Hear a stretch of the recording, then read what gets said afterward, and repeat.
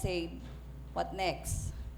Actually, nung nakakaraan po is introduction pa lang. Ngayon pala yung masunod. Ang haba, no?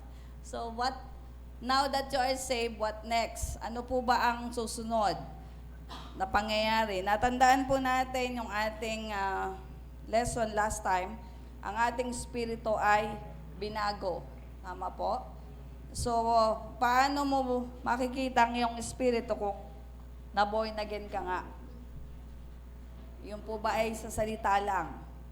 Yung sinasabing born again, salita lang ba talaga yon? O kailangan natin ng salamin? At ito po yung salita ng Diyos. Kaya po may salita ng Diyos, iyon po yung salamin.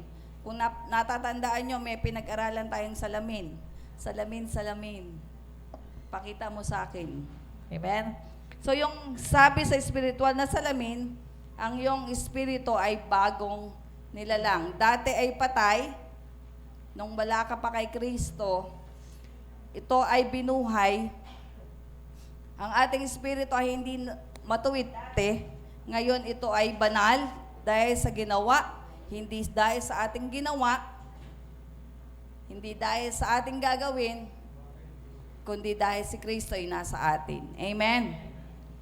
So, alam nyo, yung awit kanina, sabay-sabay na naintindihan natin. Kaya pala tayo blessed kasi nandun si Kristo sa atin. Amen? Kaya tayo siya rito kasi si Kristo ay nasa atin. In Christ. So, yung espiritu po natin, kaya nga hindi dito sa mundo, yung ating espiritu, hindi nakatulad ng espiritu nating patay. Ang espiritu po natin, ang espiritu ay nabago na at ito ay ginawang katulad ni Kristo. Created like God.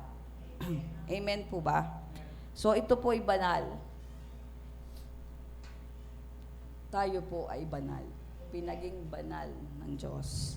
Ang espiritu natin ay hindi nagkakasala sapagkat ito ay tinatahanan ng binhi ng Diyos. Malinaw sa ating kaisipan at ang ating espiritu, tayo po ay binago. Ang ating espiritu ay binago. Sabi sa 1 John 4:17, in this way, love is made complete among us so that we will have confidence on the day of judgment because in this world, we are like Him. Katulad po tayo ng Diyos. Amen? Hebrews 10:14, sa makatwid sa pamamagitan ng isa lamang paghahandog ay kanyang pinaging banal magpakailanman ang mga nilinis niya. Magpakailanman. So lagi nating natatandaan yung word na magpakailanman. Hindi po kay Mel Chanco yung magpakailanman. Kundi pangako yun ng Diyos na tayo ay nilinis magpakailanman. So meron bang perpektong nagkakasala? Sabi na Apostol Juan, 1 John, ang sino mang ipinanganak ng Diyos ay hindi na nagkakasala sapagkat ang kanyang binhi ay nanahan sa Kanya. At siya hindi maaaring magkasala sapagkat siya ipinanganak ng Diyos. So, sabi sa wikang Ingles, whosoever has been born of God does not sin, for his seed remains in him. Hello? Naririnig? And he cannot sin because he has born of God. So pag ang Diyos po hindi nagkakasala. Amen? So yung nasa atin hindi nagkakasala. So yung ating espiritu hindi rin binago ng Diyos. Ephesians chapter 4 verse 13, do not grieve the Holy Spirit of God with whom you were sealed for the day of redemption. Ang bawat isa po ay nagkaroon ng sealed dahil sa banal na espiritu. Kung may banal na espiritu ka, nabago ang iyong espiritu. Tama po ba? So yun po yung palatandaan natin na tayo ay tunay na binago. Sabi nung life application nakakaraan, naniwala tayo na tayo ligtas ng walang pag-aalinlangan. Hindi po nababago yung kaligtasan. Amen? So ito po ay pang matagalan.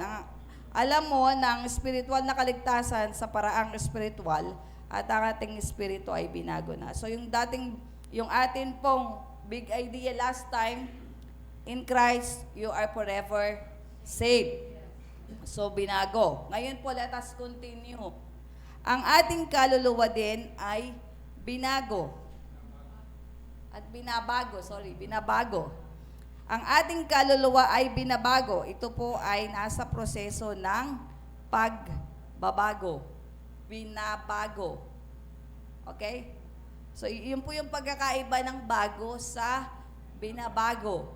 Okay. 2 Corinthians chapter 3 verse 13, dadapot tayong lahat na walang talukbong ang muka ay tumingin gaya ng isang salamin sa kaluwalhatian ng Panginoon, ay nababago tayo ayon din sa larawan mula sa kaluwalhatian hanggang sa kaluwalhatian na gaya mula sa Panginoon, sa Espiritu, Panginoon ng Espiritu.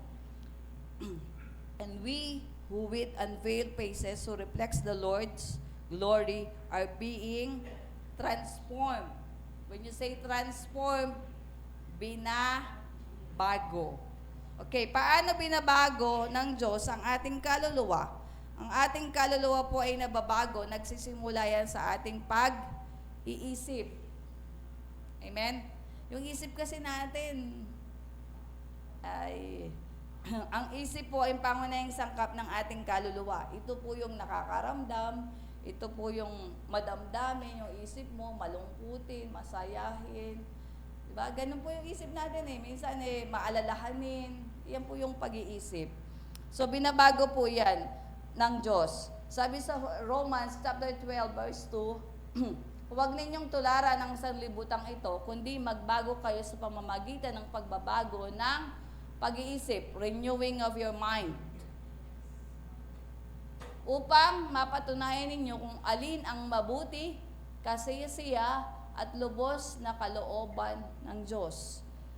Binabago, renewing of our mind.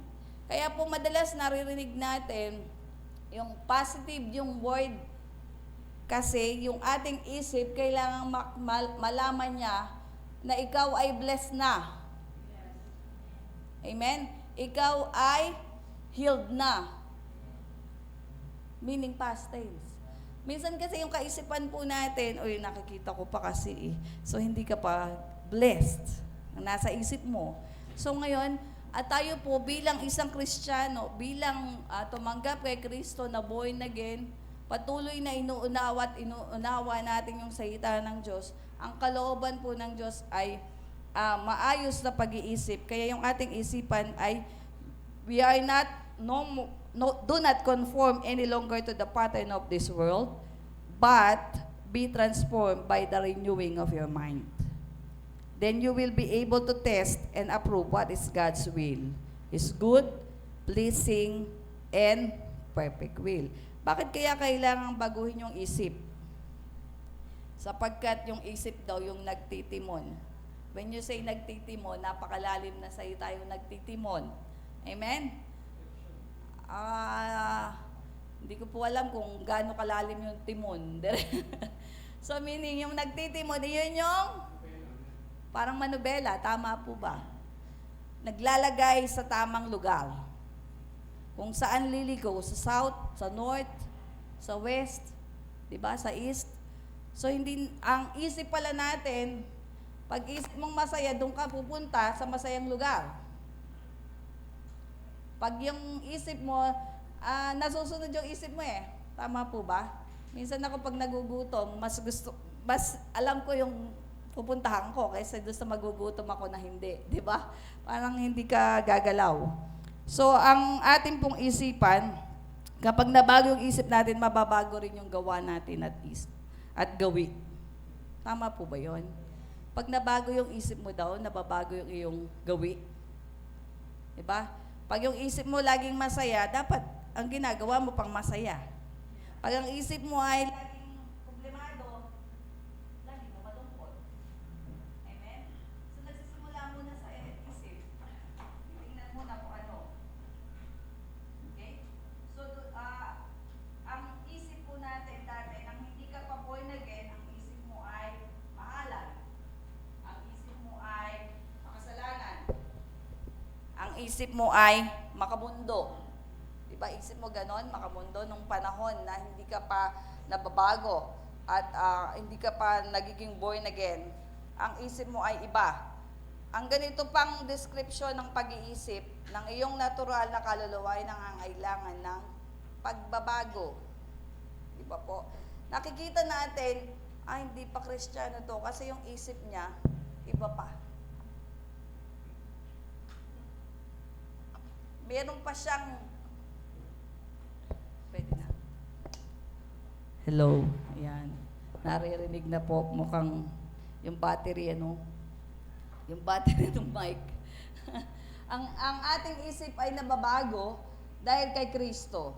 So, sabi po sa Biblia, 2 Corinthians chapter 3, verse 18, and we who unveil faces of all reflects the Lord's glory are being transformed into His likeness with ever-increasing glory which comes from the Lord, who is the Spirit of God. Nababago, gayon din larawan mula sa kaluwalhatian tungo sa kaluwalhatian sapagkat ito'y mula sa Panginoon na Espiritu. Ang salita pong transform na ginamit ni Apostol Pablo sa 2 Corinthians chapter 3, verse 18, sa original na salita po sa Griego, metamorpho. Ang pinakamadali pong pag-unawa, yung po bang uod, paano natatransform into butterfly. Di po ba? Ang butterfly po, hindi natin nakikita as butterfly. Unti-unti siyang nababago. Pag tumingin ka po mula sa uod, gumagapang, lumilipad na pag malaki na siya. Mariposa pala pag laki. Hindi po ba? Dahan-dahang binabago. Ganoon ang uri ng pagpapaliwanag ni Apostol Pablo. Unti-unti tayong binabago. Ang ating kaluluwa ay unti-unting binabago mula sa ating kaisipan. Yung isip po natin, iyon yung pabago natin sa Panginoon. Amen? Kasi minsan pag sinabing ang blessed ka na, yung isip mo nagtatalo, hindi pa ako blessed eh. Hindi po ba? So kailangan yung ating kaisipan po ang unang mabago. Pinagpala ka na. Pinagpala ka na. Amen? Bakit? Dahil kay Kristo. Amen. So dahan-dahan pong binabago ng Panginoon ang ating kaluluwa sa pamamagitan ng pagbabago ng ating isip. Ang salita lamang po ng Diyos ang makapagbabago ng ating isip. Amen. Salita po ng Diyos ang makapagbabago ng ating isip. Ang kasunod po ay ang ating katawan. Ito po yung kahuli-hulihan. At ang katawan po natin ay babaguhin palamang sa muling pagbabalik ng Panginoong Yesus. Amen. Sa muling pagbabalik, yun po yung tinatawag na glorified body. Ganun po mababago. So, wag nating antayin na born again ka lang, ay papayat ka bigla. O sexy ka bigla. Hindi po yun. Physical po yun eh. So, tayo po, sabi sa 1 Corinthians chapter 15, verse 52 to 54, sa isang sandali, sa isang kisap mata, kasabay ng huling tunog ng trompeta, pagtunog ng trompeta, ang mga patay ay muling bubuhayin at di na mamamatay.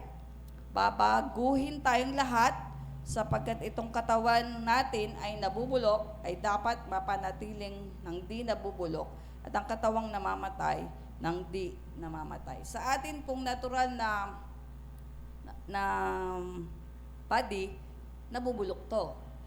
Hindi po ba? Alam naman natin kasi last time inalala natin yung mga mahal natin sa buhay. Pero sabi nga nila, babalik sa alamok. Di po ba? So, iniisip natin, talaga yung katawan natin ay nabubulok.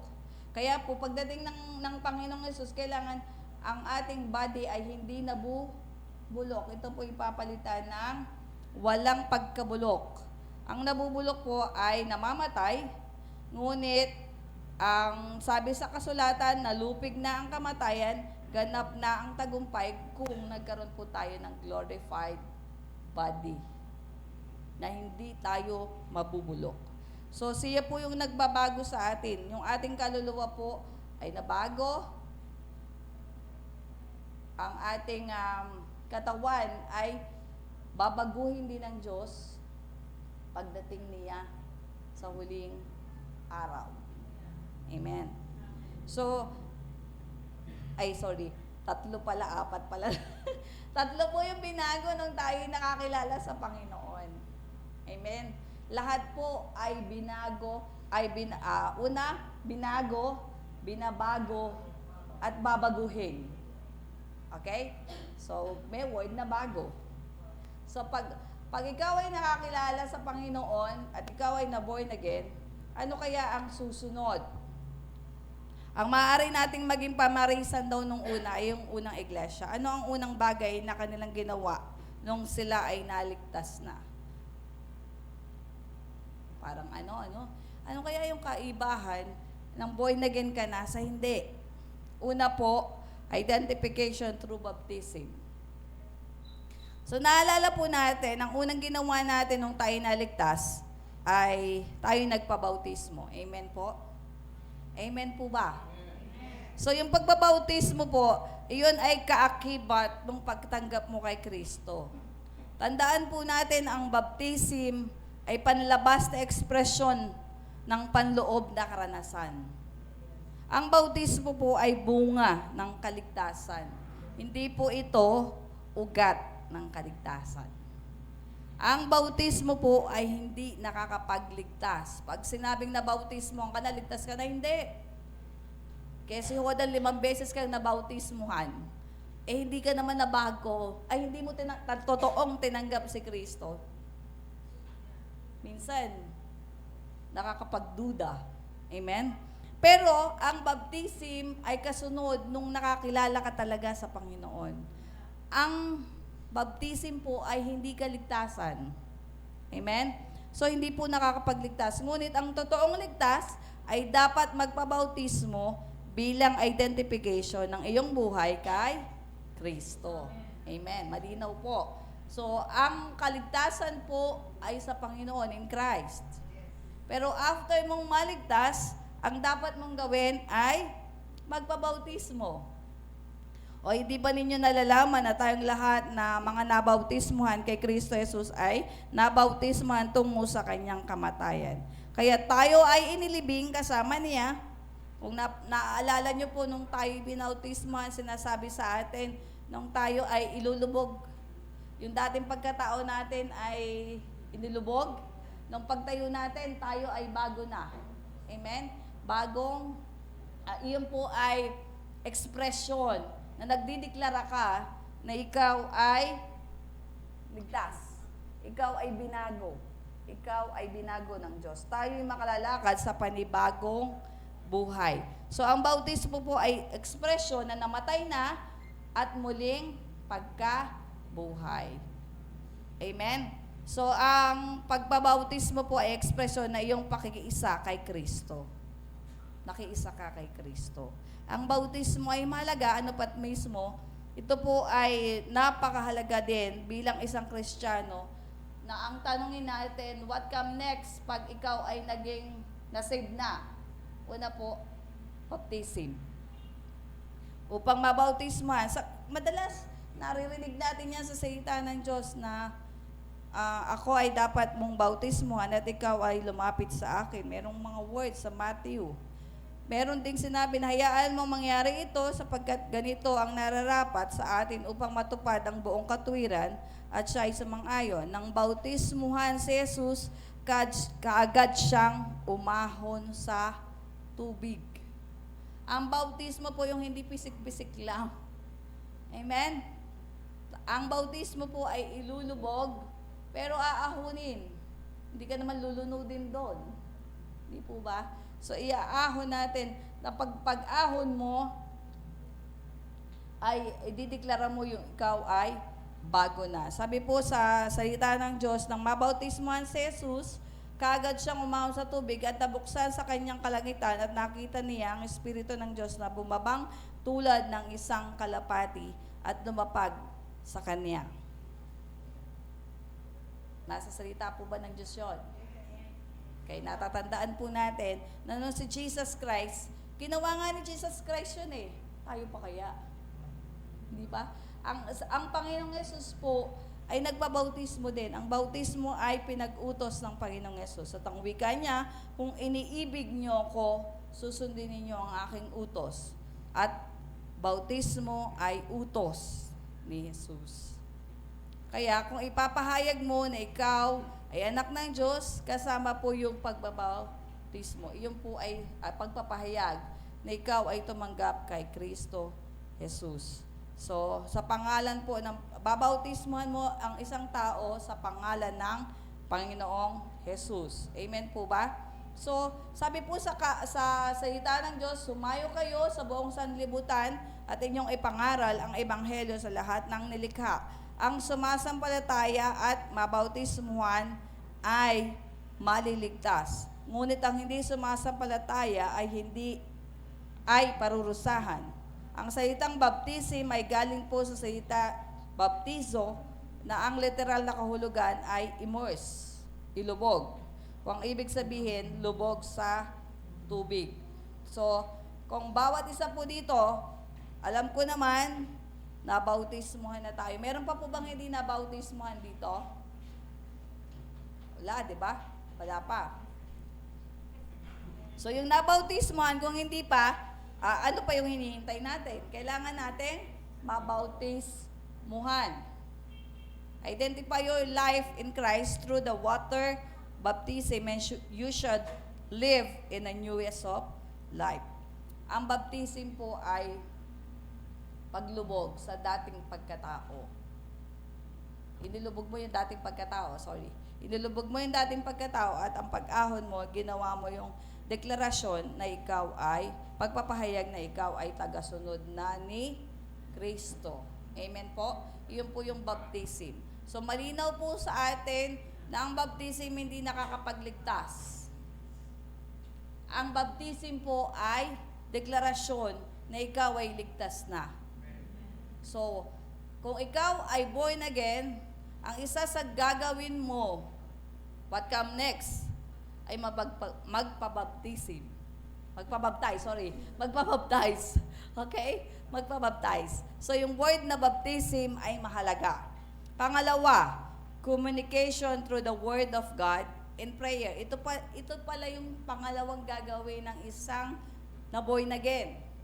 Communication through the Word of God and prayer. So, natatandaan po natin na kailangan sa isang relasyon may komunikasyon. Tama po ba, mga kapatid? So, sabi po, ang nanatiling matibay sa turo ng mga apostol, pagsama-sama at pagpuputol-putol ng tinapay at sa pananalangin. Naalala ko po yung isang senaryo sa Biblia. Nanalig po ang isang eunuko. Alam niyo po ba yung isang eunuko? Napakatinding paniniwala ng tao na ito eh. Pero siya po ay nakakilala sa Panginoon. Sumampalataya siya kay Jesucristo na anak ng Diyos. Siya po ay nagpabautismo din. So, ginawa yun ng isang eunuko. And after that, si Felipe nag-transcend. Tama po ba? Kinuha siya ng Panginoon. At patuloy na nakakilala at hindi na siya nakita ng eunuko at nagalakad nagpatuloy siya sa kanyang lakad. Nung umahon po yung eunuko, nung nagpabaptize na siya, after that ay umalis na po si Felipe, nawala na, hindi na muling nakita. Amen? Pero yung eunuko, nakakilala sa Panginoon. Ang komunikasyon po sa isang relasyon ay mahalaga. Communication is a life-blood relationship. Nung tayo po ay naborn again, yung ating espiritu, nagkaroon tayo ng relasyon sa Diyos. Amen? At naniniwala po ako na ang bawat isa sa atin, nung tayo naborn again, natuto tayong manalangin. Kasi nakikipag-usap tayo sa ating Ama. Tayo ay naging anak niya at ang Diyos ang ating Ama. So, kailangan tayong mag-usap. Amen po ba? Kailangan nating sabihin kung ano siya, kung sino siya, kung ano ang pagkakilala mo sa Diyos. Wala siyang katulad, walang hihigit sa Kanya. Amen? So masasamba mo siya, masasabi mong ganun, kasi ganun mo siya kilala.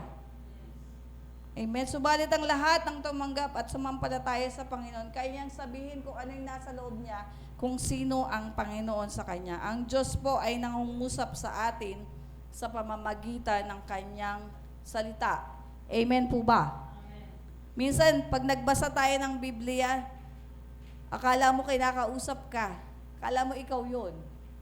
Amen. Naranasan na po ba natin yon? Na minsan nagbabasa tayo, pero minsan habang nagbabasa tayo, parang basa lang, parang libro lang. Pero dadating ang panahon, maaalala mo yung iyong nabasa. Kahit ito'y kwento. Kasi maraming mga bagay na nagpapahiwatig tungkol sa katapatan ng Panginoon. Kailangan natin ang salita ng Diyos araw-araw. Kailangan po ba natin? Sa isa po bang relasyon, kailangan may komunikasyon araw-araw? Amen. Pag ako hindi kinausap ni pastor, magtatanong na ako. Amen. Kasi, kailangan may komunikasyon. Di ba po? So, kailangan tayong mag-usap. Yung spiritual na bagay po natin ay maunawaan natin sa paraang spiritual. Kaya kailangan natin ng salita ng Diyos. Yung salita po ng Diyos, ito po ay spiritual. Ito rin po ay sandata. Alam niyo po ba yung word na sandata? Weapon. Amen.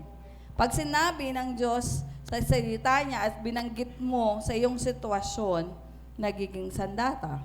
Ang ating spiritual na salita ng Diyos ay ilaw at tanglaw. Minsan nagpapaliwanag yan sa atin eh. Lumilinaw yung mga bagay-bagay. Di ba po? Parang kung mapapansin natin, ito po ay ilaw na tanglaw sa ating buhay. Ito rin po ay salamin.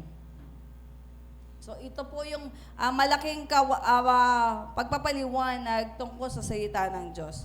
Tayo po ay nagbabasa ng salita ng Diyos.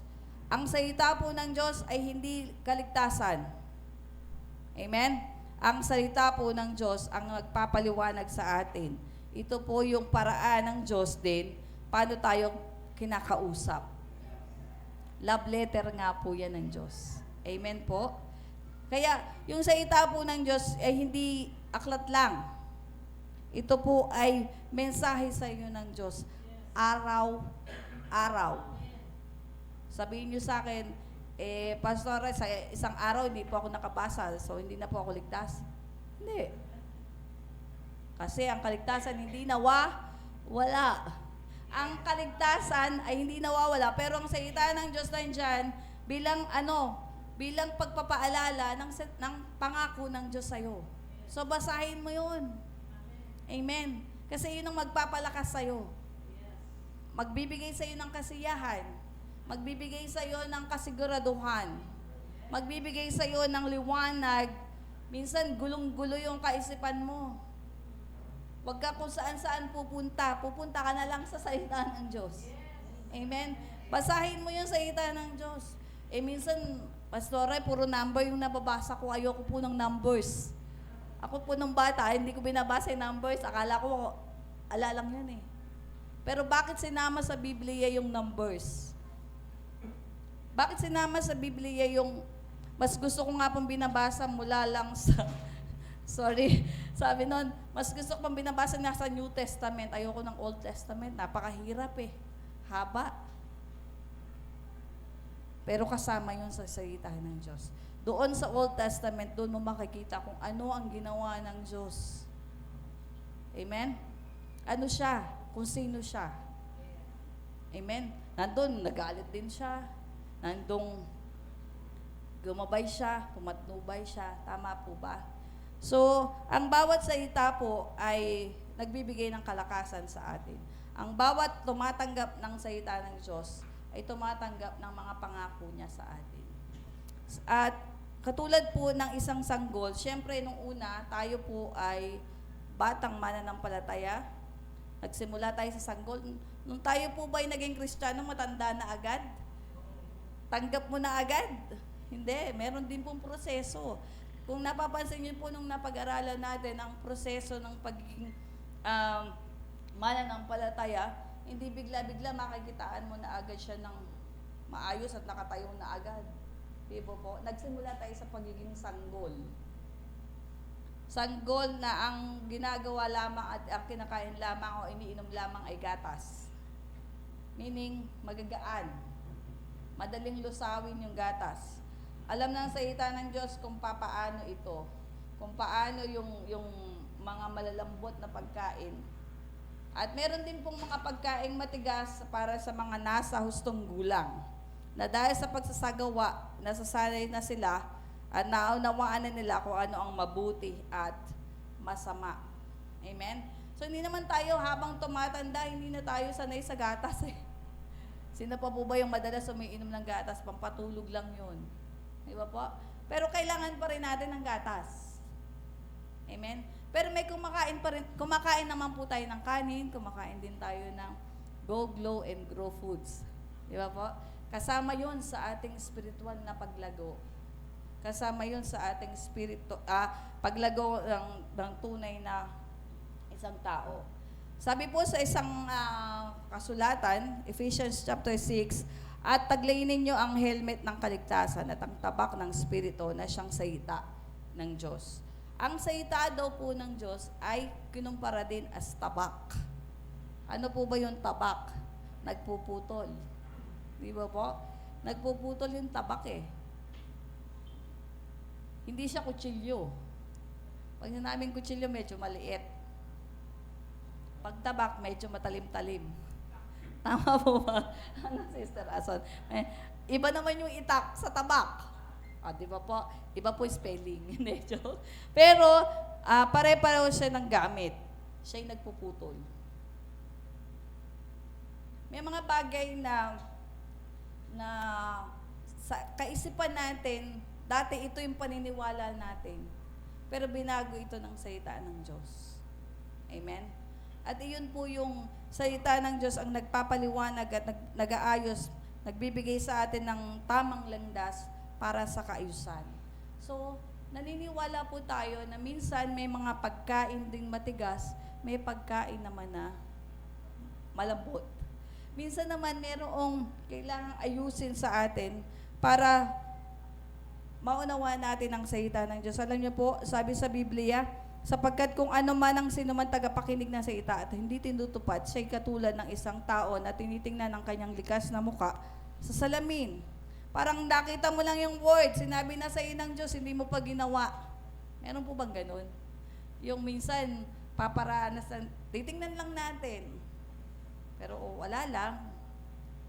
Hinabi na yun ng Diyos sa'yo, tapos wala lang. So, mas maganda siguro kung ito ay gagawin at isa sa buhay natin. Pag sinabi ng Diyos na sa iyong sarili na umalis ka dyan, umalis ka dyan. Kasi baka pag hindi ka umalis dyan, madapa ka kasi madilim.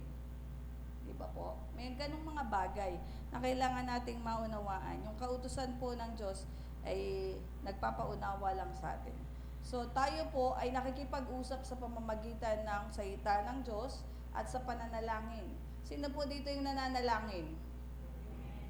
Siguro naman, araw-araw nananalangin tayo. Amen. At alam natin kung ano yung kahalagahan ng pananalangin. Simpleng expression po ito ng saloobin mo at sa pagsasabi mo sa Panginoon. Ang panalangin po kailangan naka-address sa Diyos Ama. Yung panalangin po, sabi dito, nakakatuwa po yung isang panalangin na ito. Ama naming sumasalangit ka, sambahin ang pangalan mo. Hindi po sinasabing Ama namin, sumasadingding ka. Sambahin ang larawan mo. No? Ang pangalan ay sinasamba, hindi ang larawan, sapagkat bawal po sa atin yung may larawan. Amen po ba? So yung pag nananalangin ka kahit walang larawan, una muna sasambahin mo ang Panginoon. Pag po tayo nananalangin, ang uunahin natin ay ang simpleng balangkas ng pananalangin, nasa Matthew. Ano po ba yung pattern ng pananalangin? Kailangan po ba ay paulit-ulit? Kailangan po ba ay kabisado ang panalangin? Hindi. Kailangan mong manalangin ng sunod sa iyong kalooban kung paanong ang panalangin mo ay may pattern. Pattern lang. Pero hindi kabisado. Amen po ba? Pag nananalangin, minsan sanay po tayo na mag-pray tayo ng kabisado. Noong unang panahon, alam natin yung panalangin ng kabisado. Di ba po, may mga bilog-bilog pa yun. Kabisado mo yun eh. Di ba? Pero, ang tamang panalangin, kaya hindi daw natin ang panalangin na sinabi dito, di ba alam natin yung Ama naming nasa langit ka, sambahin nawa ang pangalan mo.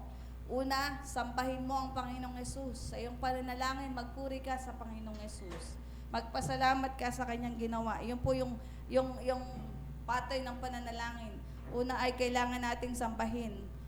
Pagkatapos, saka ka magsasabi sa kanya. Kaya nga po, pupurihin ang pagsamba at pagsamba sa Diyos. Sabi po sa Matthew chapter 6, kung ikaw ay mananalangin, syempre papasok ka sa yung silid. Kaya lang minsan may nananalangin walang silid. Tama ba? Maghahanap ka pa ba ng silid pag nagpe-pray ka? Pwede namang hindi. Pumikit ka. Sumamba ka sa Panginoon. Manalangin ka. Ang sabi dito, sasambahin mo siya, Ama naming nasa langit, sambahin nawa ang pangalan mo. Baka minsan iniisip niyo, sabi mo po, ang Panginoong Yesus nasa amin, tapos ngayon, sambahin. Ikaw ay nasa langit, tama ba? So, ang Panginoong Yesus po ay kasama natin at tayo mananalangin sa Ama. Ang ating Ama ay nasa langit. Amen? So, tayo po, ganun tayo mananalangin. Minsan po kasi, iniisip lang natin, pipikit lang tayo, tapos maya-maya tapos na. So, sambahin po natin. Diyos lang ang dapat sambahin. Huwag tayong yuyuko sa iba-ibang mga bagay. Kasi ang Diyos natin ay mapanibughuing Diyos. Amen? Manalangin nga kayo ng ganito, Ama naming nasa langit, sambahin nawa ang pangalan mo. Pangalawa, petition and thanksgiving. Sa pagpananalangin mo daw po ang mga kahilingan mo at pasasalamat sa Diyos. Kaya dapat alam mo kung ano yung sinabi ng Diyos sa'yo. Lord, salamat sa kagalingan kasi ako ay pinagaling mo na. Amen? So, hindi ka mananalangin, Lord, nagmamakaawa po ako, bigyan mo po ako ng kagalingan. Hindi. Kasi nandun yun sa salita ng Diyos. Ikaw ay pinagaling. Amen. Panghawakan mo yun yung pangako niya. Amen. So meron ding panalangin minsan, patawarin mo po ako. Ang sabi ng Diyos, pinatawad ka na. Kaya iayos mo yung pananalangin mo. Amen po. Kaya po binabago tayo eh. Kasi ayon dun sa salita ng Diyos. Meron ding salita ng Diyos na do not be anxious about anything, but in everything, by prayer and petition, with thanksgiving, present your request to God. With thanksgiving, pasasalamat. Amen? Kasi pangako yun ng Diyos eh. Bibigyan kanya ng buhay, naganap at kasiyasiya. Pangako din ng Diyos, ipoprovide niya yung lahat ng iyong pangangailangan. Amen? So Lord, sabi mo eh. Amen? So, panghawakan mo yun. Hindi yung awang-awa ka na sa sarili mo, Lord. Bigyan mo naman ako nito. May tinapay naman ako. Nangingiti nga po kami kahapon. Nung minsan na, hindi naman tayo humihingi sa Panginoon, pero umaapaw yung kanyang pagpapala ng panahon na yon. Pero humihingi rin kami. Amen? So, ano po sa pastora, nagsuot ng damit. Na ikwento ko sa iba kong kasamahan. Nung nagsuot ako ng damit, may nakalakubos na ganon. So, tinignan ko. Paghanap kong ganon, nangiti ako, hulaan nyo kung magkano. Diba? Akala ko pa pilang. Pero nung pinagpala ako ng Lord, meron akong 500 sa loob. Ang tagal na pala nun. Hindi ko po yun naisip na yung pagpapala na yun, doon ko makukuha that time. Amen? So, hindi mo naiisip, sabi ko nga, Lord, ang galing mo talaga. Kasi may mga bagay kang nais mo na i-bless ang bawat isa sa amin, na yun eh. Sa simple lang yun na short. Tapos maya-maya, naglilinis sa pastor, nag-aano siya ng basura, naglalagay siya sa lalagyan, nakakuha siya 50 pesos. Sabi ko lang, ngayong bang araw na to, yung blessing nandito agad. Hindi ko po sinasabing nasa basura yung pera. Meron po pagkakataon, nasa basura talaga ang pera. Amen? So, lahat po ng mga bagay, kaya ng Lord i-sustain. So, iisipin lang natin, hindi natin pwedeng ilagay, dito mo lang ako i-bless. Ito po kasi yun lang yung word na trabaho ko. Amen? So, ang pangako po ng Diyos, sabi niya, buhay na ganap at kasiyasiya. Kaya kasama po yun sa pagiging ikaw ay Kristiyano na o ikaw ay born again na. What come next? Naniniwala ka na ang Diyos mo ay nagpo-provide. Pag ito po ay naintindihan natin, tayo ay magpapasalamat. Tayo patuloy na magpapasalamat. Lord, salamat sa pangako mo. Na hindi mo ko iiwan, hindi mo ko pababayaan. Pag alis ko, eto na ang kalooban mo. Nandun na ang iyong paggabay, nandun na ang iyong protection. So, hindi po tayo, do not be anxious about anything. May mga bagay na dumadating sa atin sa ibang kapamaraanan. Amen? So, hindi lamang po ang pagkakataon, bigyan mo kami ngayon ng aming kakaanin sa araw-araw. Kasi gusto ng Diyos na bigyan ka ng pagkain araw-araw. Gusto po yun ng Diyos na bigyan ka ng pagkain araw-araw. Pero, gusto ba ng Diyos lagi, piyesta yung pagkain mo? Hindi naman, hindi ba? Basta pagkain eh. Minsan kasi iniisip lang natin, pagkain natin tuyo, malungkot na tayo eh. Sarap po nun pala talaga. Kaya lang bawal kasi masyadong maalat. Pero, masarap kainin ang mga bagay na galing sa Panginoon. So, huwag kayong mabalisa sa anumang bagay. Sabi po sa Philippians chapter 4, verse 6, kundi sa lahat ng mga bagay sa pamamagitan ng panalangin, pagsamo na may pasasalamat.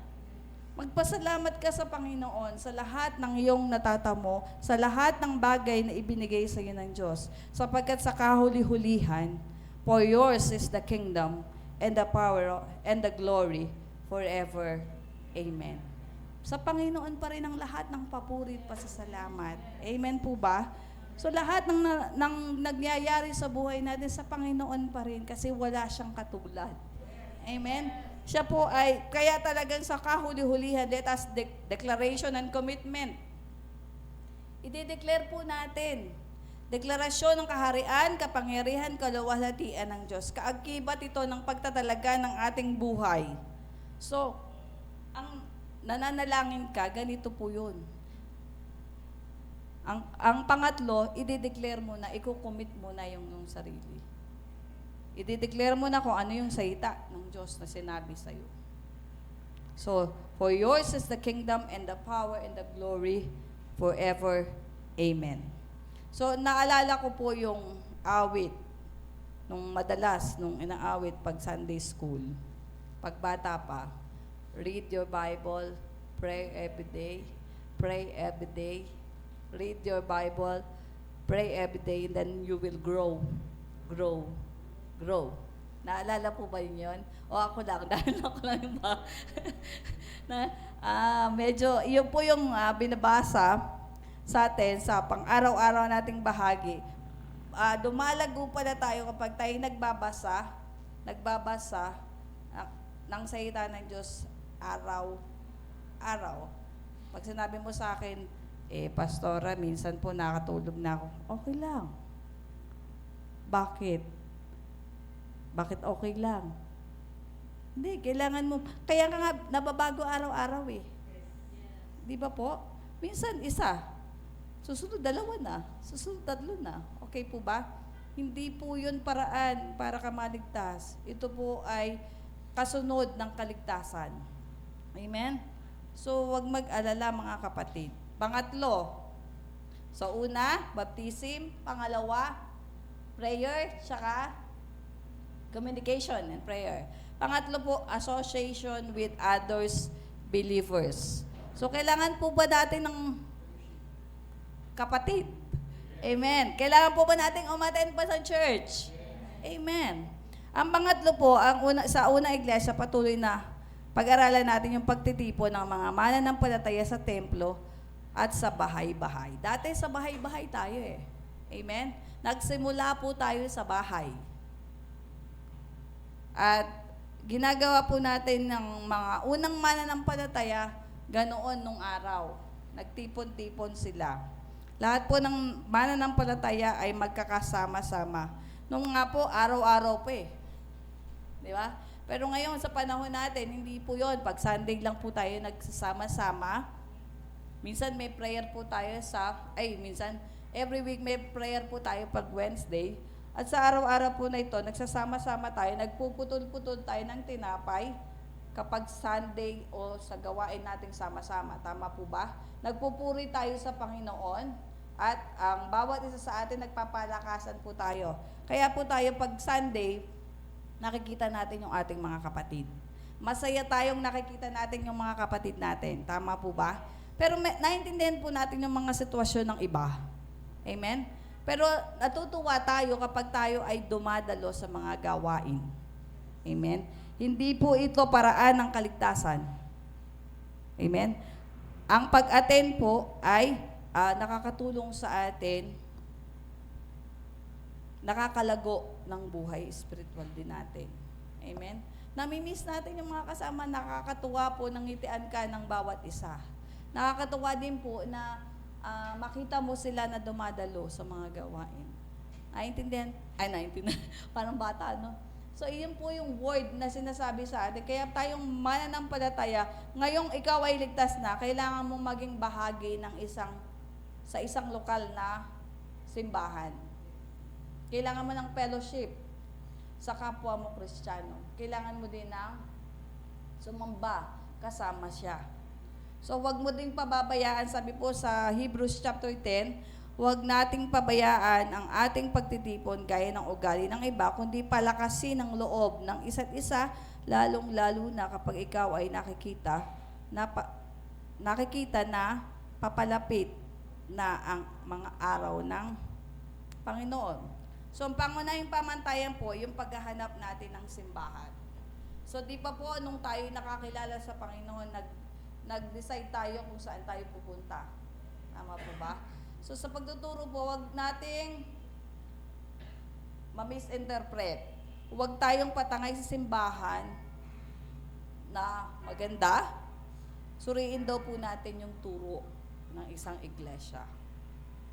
Sapagkat ang mananahan sa atin ay yung salita ng Diyos at salita po ng Diyos ang nagbabago sa atin. Amen? Sama-sama po tayong lalago tungkol sa mensahe at ito po yung mensahe ng biyaya. Amen? Dahil kay Kristo, kaya tayo naligtas dahil sa masaganang habag niya sa ating lahat. Ang lahat ng mga mananampalataya ay nagkasama-sama. Amen po ba? So, ako po nung akin pong inuunawa ito, habang sila po ay nagsasama-sama, nagpuputol-putol sila ng tinapay. Nagbe-breaking of bread.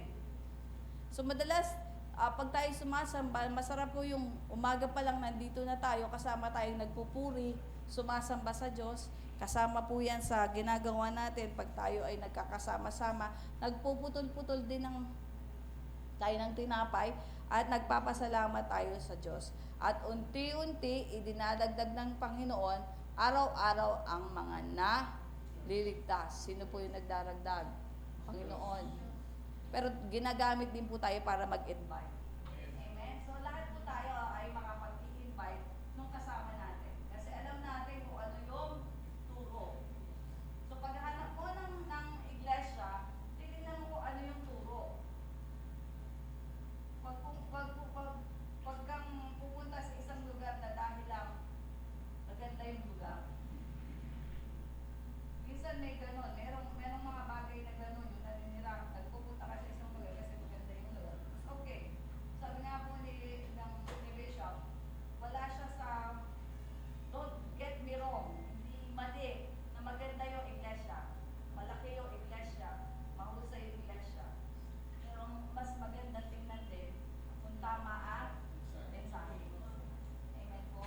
Yung mensahe, yung main character. Meron siyang halimbawa dito. Sa isa daw restaurant, pumunta ka. Super ganda ng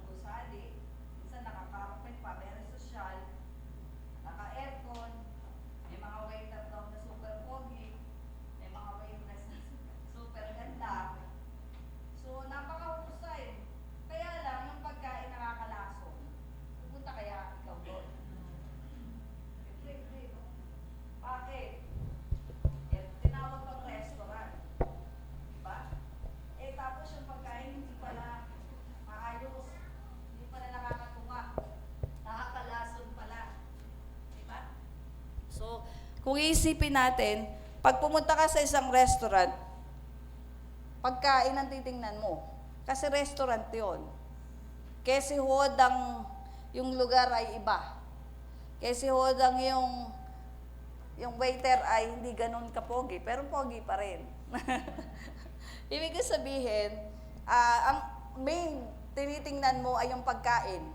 Pag pumunta ka sa isang kainan na restaurant, pagkain ang tinitingnan mo. Tama po ba? Hindi mo titingnan doon kung anong uri ng tao yung nandoon. Ang main goal mo, masarap yung pagkain. Meron ka bang pinupuntahan na lugar na pag pinuntahan mo, kahit medyo malayo, masarap yung pagkain eh. Di ba? Kami po pagtatanungin nyo, yes, Brother Johnny, di ba? Bustos pa yung ginagagawian natin, ano? Pero masarap kasi yung pagkain eh. Pag tinatanong, bakit daw ba namin gusto doon? Nakakapasyal ka pa, tapos masarap yung pagkain. Di ba ba? Parang gano'n, yung pinupuntahan mo yung lugar kasi dahil sa masarap yung pagkain. So ganito yung description ng maraming lokal na simbahan sa ating panahon. Minsan, super-duper maganda yung building, maganda yung facilities, personalities, baka may artista, okay lang. Yung system, yung kanilang sound system, hindi pa palit-palit. Pero salat sa tamang maahusay na pagtuturo ng salita ng Diyos. Iyon naman yung kaibahan that time. So, sabi nga ni Bishop, I'm not against nice building. I'm not against nice facilities. Hindi po siya against sa ganon. Ang importante po, the most important is finding a local church. First thing is, and foremost is the teaching of the Word. Tingnan po natin kung ano yung teaching. Ang lahat po ay nababago, pero ang salita ng Diyos hindi nababago. Amen? Kaya po, yun po yung sundan natin. Huwag po natin tingnan yung, dito, may kainan kasi, kaya dito na lang ako. Di ba? Gusto natin yung salita ng Diyos. Iyon po yung ating sundan. Hindi po yung dating, maganda kasi yung dito, yung building mataas. Doon, mainit. Dito naman, malamig. Hindi po ba? So, sabi dito, ang salita po ng Diyos ang ating titingnan. Ang mga tao ay pupunta kung saan mayroong masarap na pagkain. Kung gaano man ito kalayo, pupuntahan at balikan. Po, madalas naaalala ko yan. Nung word na nakita ko yan, bakit nga ba pumupunta dito yung mga taga Malolos? Nasa Pombong tayo. Ngayon naman, pupunta yung church sa Malolos. Paano naman yung taga Pombong? Halimbawa lang po di ba? Pero, may salita ng Diyos, doon po tayo nabubusog. Hindi po ba? So, totoo ito. Natural na pagkain, gayon din ng Espiritu. Ako, maaalala ko sa Brother Bar, medyo malayo po ang daanan nila. Medyo pagdadaanin niya talaga namang, di ba po? Hindi siya taga Malolos, hindi siya din siya taga Pombong. Pero bakit sila gumagawi dito? Dahil po sa salita ng Diyos na kanilang, iyon po yung kanilang tinitingnan. So hanapin po natin at manatili ka sa lokal na church o simbahan kung saan nabubusog ang iyong spirito. Amen? So ganun po tayo, kung saan tayo pupunta, doon tayo sa nabubusog. Hindi yun dahil pinagbigyan mo lang si ganyan. Hindi po ba? Kung saan ka nabubusog. Ang isang tunay na Kristiyano, kung saan siya nabubusog, doon siya. Amen po? Kung hindi man, maghanap ka ng iba para mabusog ka. Hindi, joke. Di ba po? Hindi ko po pinagtatabo yung iba. Wala akong, don't misinterpret. Sabi dito, kung saan ka nabubusog, doon ka.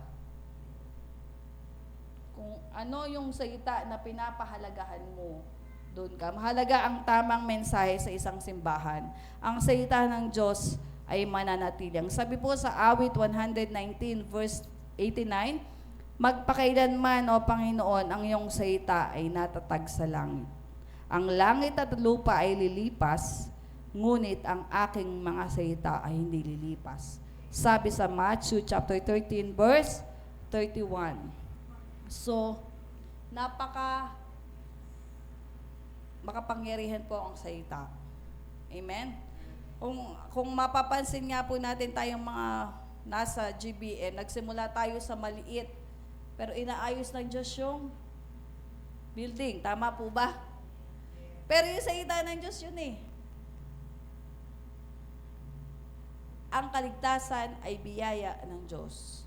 Doon tayo naniniwala. Tama ba? So, kaya mahalaga po yun. Kaya pagsama mo sa isang iglesia, mahalaga yun. Kaya pagpili mo na isang iglesia, ayon doon sa mensahe ng salita ng Diyos. Amen po. Pangatlo. Pang-apat. Naku, medyo matatapos na. Participation in the work of God. So ito po yung pang-apat na ginawa ng unang iglesia. Sa pagpapalago, makikibahagi siya sa pagpapalaganap ng salita ng Diyos. Marami po dito ganyan. Nagpupuri sila sa Diyos, kinalulugdan ng lahat ng tao. Bawat araw ay dinaragas sa kanila ng Panginoon ang mga naliligtas. Ang partisipasyon po natin sa paglago, yung pakikibahagi natin sa ating panahon. So, nagtitipon-tipon tayo, hindi naman lahat ay pwedeng mag-share agad-agad. Minsan nasa trabaho, tama po ba?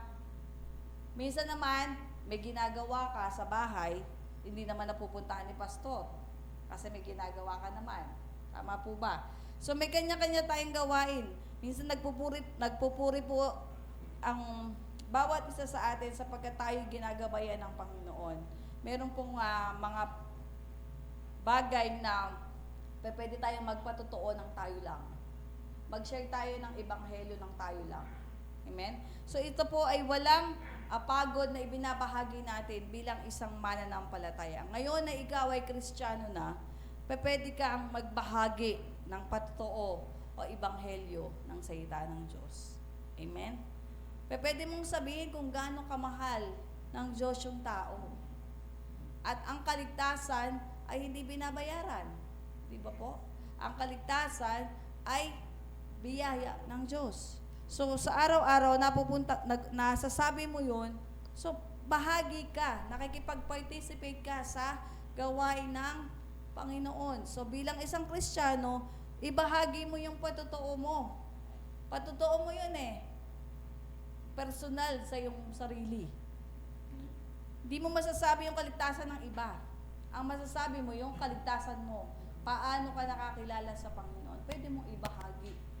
Maging kabahagi ka sa pagpapahayag ng salita ng Diyos. So, sabi po sa Acts chapter 4 verse 42, araw-araw sa templo ng mga bahay-bahay, hindi sila tumigil sa pagtuturo at pangangaral. Pwede kang mag-share. Hindi po trabaho lang ng mga leaders yung mag-share. Kasama po tayong lahat. Amen? So, makibahagi po tayo sa gawain ng Panginoon. Walang kaligtasan sa kanino man sapagkat walang ibang pangalan sa ilalim ng langit na ibinigay sa mga taong na ating ikaliligtas. Yung kaligtasan po ay sa Panginoon. Malinaw po sa atin na kapag tayo nagpahayag ng salita ng Diyos, ang kaligtasan ay dahil sa Panginoon. Hindi mo po masasabing ang kaligtasan ay dahil sa akin. Di ba? So, meron po tayong isang paniniwala na ang nagliligtas ay ang Diyos. Amen po ba? Pangalawa, wala daw panghihinayang, ito marami dito sa GBM, pagbibigay para makatulong sa gawain ng Panginoon. Marami po dito, ito yung kanilang ginagawa. Nagbibigay sila. Pero nung araw, alam nyo ba, nung araw, pag nakakilala sa Panginoon, nabasa niya po ba sa Biblia, binibigay niya ang buong bahay niya. Ibig sabihin, binibenta niya yung buong bahay niya tapos ibibigay niya. Yun yung unang araw. Baka sabihin niyo sa akin, Pastor, may benta ko ba yung bahay ko? Di nawalan ako ng bahay. Di ba? Parang ganun, ano? So, yun po ay panahon noon. Huwag po natin ma-misinterpret yung sitwasyon na yon. Ipinamahagi niya ito ayon sa pangangailangan ng iba. Yun yung panahon noon. Ang aplikasyon po nito, kahit na anong panahon, Kahit na iba yung panahon, yung prinsipyo ng pagtulong ay mananatili hanggang ngayon. Amen? Kaya nating tumulong. Pero sa abot ng ating makakaya, walang sino mang naghihirap noon panahon na yon, ibinenta nga nila yung kanilang lupa, yung kanilang bahay, dinala sa pinagbilan. Yung pinagbilan, pinamahagi sa mga nangangailangan. Kaso, sa panahon ngayon, kung ibebenta mo, sasabihin mo sa akin, pinilit kasi ko, ibenta ko, di bigay. Parang ganun ba? Yung hindi bukal sa iyong puso, ang sabi sa Biblia, pag nagbibigay ka, kailangan bukal sa iyong puso. Nang hindi napipilitan. At ang dapat mula sa pusong nasiyahan. So yun po yung indikasyon, yun po yung pamantayan natin ngayon. Dapat pag nagbigay ka, nasisiyahan ka, hindi yung pag nagbigay ka, uy, palitan mo yan ha. Bigyan kita, di mas maganda sana kung ibigay mo sa akin. Hindi, di ba? Nagbibigay ka kasi nasiyahan ka. Hindi dahil gusto mo sa susunod, mas mabigat pa yung ibigay sa'yo. Amen po ba? So, iba nung araw eh. Pero ngayon po, sa iglesia na ito, nagbibigay ka. Nagbibigay po tayo. Hindi para pagpalain, kundi tayo po ay pinagpala na. Amen? So, mas lalo pa tayong pinagpapala kapag tayo nagbibigay sa Panginoon. Amen po ba?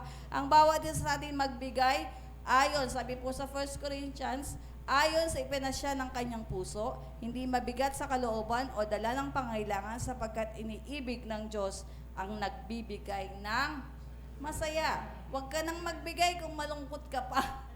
Maya-maya po problemahin mo pa kung ano isasaing mo. Huwag ka na lang magbigay. Pero gusto ng Diyos na magbigay. Amen? Gusto ng Diyos na pagpalain ka. Kaya kung ikaw ay magbibigay, kailangan kusang loob. Amen? Hindi yung dala-dala mo yung malaking magbibigay ka. Ito po, nagbigay po ako. Talagay mo dyan. Ipapalathala mo pa sa... Marami po dito nagbibigay, hindi niya sinasabi kung wag niyo na pong sabihin. Marami dito talaga. Ako po nagpapasalamat sa Panginoon na ang ating iglesia ay pinagpalang lubos sa babaeng lahat. Ang dami talaga nagbe-bless. At nakakatuwa po na alam nila kung bakit sila nagbibigay. Alam nila kung ano ang dahilan kung bakit sila nagbibigay. Hindi dahil para pagpalain, kundi alam nila na sila ay pinagpala at yung pagpapala na yun ay ibabahagi nila sa iglesia para magamit sa iglesia na kanyang kinabibilangan. Masama po ba yung pera-pera? Hindi. Ang pera-pera, masama kung puro sa utak lang ng tao. Pero ang pera, ginamit ng Diyos para mapagpala ang lahat. Amen? So, nakakatuwa po na kung tayo man ay bahagi na isang iglesia, maluwag sa ating loob, puso, ang pagbibigay. Amen? Kung wala kang ibibigay, walang problema. Diba po? Bibigyan ka ng Diyos ng ibibigay mo. Inaalala kong isang patotoo eh. Diba? Wala siya dapat pagpapala eh. Wala siya nakahanap ng... Pwede ko ba i-quote yun? Nakahanap siya ng kapirasong tapos nung binenta niya may presyo pala. Diba? Na-bless po siya. Napagpala siya ng Panginoon. At katulad nga nung sinabi ko sa inyo kanina, na-bless din kami kasi sa simpleng bulsa na yun mabe-bless ka. Hindi po ba? So, ang Diyos, andun ang kanyang pangako, nung ikaw ay nakakilala sa Panginoon, ang kasunod po noon, ikaw ay lalago sa Diyos. Amen? Kailangan mong lumago sa Diyos. Kailangan mong lumaki. Hindi ka dapat manatiling baby. So, ano po ang life application? Una, identification through baptism. Kung natatandaan nyo po, ang nakakilala sa Panginoon, na born again, after nun ay baptism. Mabautismuhan. Pangalawa, communication through the Word of God and prayer. Kailangan po nating manalangin, gugustuhin nating makipag-usap sa Diyos, gugustuhin nating alamin ang salita ng Diyos, kasi iyon yung buhay natin. Pangatlo, gusto rin natin makipag-associate sa ibang mga tao, makapag-fellowship. Mamili po tayo na isa iglesia na talagang lalago tayo ayon doon sa mensahe ng biyaya ng Diyos. Pang-apat, participation in the work of God. Makibahagi po tayo. Pwede tayong magpahayag ng salita ng Diyos. Pwede tayong magbigay, magpala sa iglesia na ating kinabibilangan. Ngayon na ikaw ay ligtas na, ito po ang gagawin natin. Tayo po ay lumago bilang isang mananampalataya. Amen po ba? So, ang bawat isa po sa atin, alam niyo ang kaligtasan po, binigay sa atin ng libre. At tayo po bilang iniligtas ng Diyos, dahil sa kaligtasan at sa biyaya ng Diyos, ito po yung ating gagawin. Ano po ba yung big idea natin? Let us grow in Christ. Lumago, grow in Christ. Amen? Amen po ba? Amen. Parang nabigatan na kayo, naku, dami palang gagawin. Meron po bang gagawin? Ayun gagawin kasi hindi naman yun gagawin para iligtas ka. Amen? So, bawat isa po sa atin ay pinagpala na, binigyan na ng pabor ng Diyos, kaya tayo pong lahat ay gagalaw ayon